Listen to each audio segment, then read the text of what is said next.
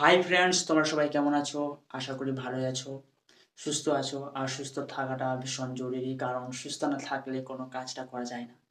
তো আসল কথায় আসি, যে কারণে আমি এই লাইভ ভিডিওটা বানাচ্ছি।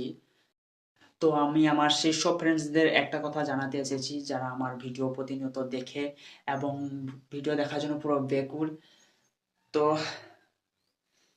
দুঃখের বিষয় হচ্ছে যে আমি এই কদিন হলো ভালো করে ভিডিও আপডেট দিতে পারিনি, কারণ এক সপ্তাহ ধরে আমার শরীর ভীষণ অসুস্থ ছিল, যার কারণে আমার ভিডিও করার ইচ্ছা থাকলেও আমি ভিডিও পোস্ট করতে পারিনি।